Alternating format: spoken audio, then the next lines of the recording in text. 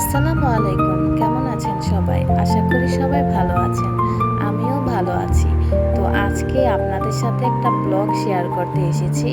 আজকে আমাদের দাওয়াত পড়েছে এক রিলেটিভদের বাসায়। মানে এত জোর করছিল যে না গেলে ভীষণ রাগ করবে। তাই আমরা সকাল সকালেই মানে ওই বাড়ির উদ্দেশ্যে রওনা হয়ে গেলাম সবাই।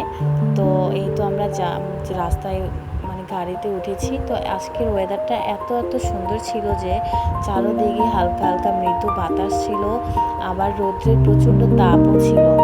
তো চারোদিকে কলা বাগান, মানে রাস্তার চারোপাশটাই কলা গাছ দিয়ে বেশিরভাগই ছিল ভরা। তো আমরা এখন একটু হেঁটে একটা দোকানে যাব, মানে একটা শপে যাব কিছু খাবার টাবার নিতে। ওই বাসায় অনেক বাচ্চা টাচ্চা আছে। তো এই তো আমরা চলে গেলাম ওই শপটার ভিতরে। তো কতগুলো চিপস, চকলেট আর মিষ্টির অর্ডার দিয়ে ফেলেছি।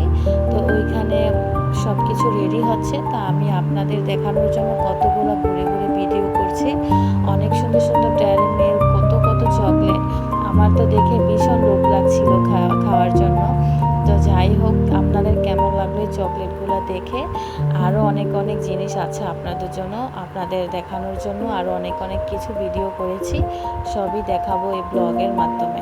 তো দেখেন কতগুলো সব বাইরের জিনিস। তো এই তো আবার গাড়িতে উঠে গেলাম আমাদের পার্সেল নিয়ে। তো এই পথটাও মানে এই রাস্তাটাও ভীষণ সুন্দর ছিল। অনেক সুন্দর গাছ দেখা যাচ্ছে দূরে। মানে বাহিরে যেরকমটা থাকে না, এই রাস্তাটা সেম ওই রকমটাই।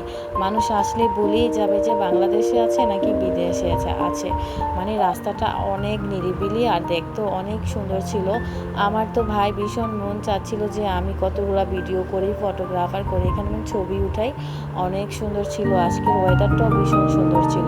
তো ফাইনালি আমরা বাসায় চলে গেলাম। আর যেই দেখি আমাদের জন্য এত খাবার রেডি করে রেখেছে।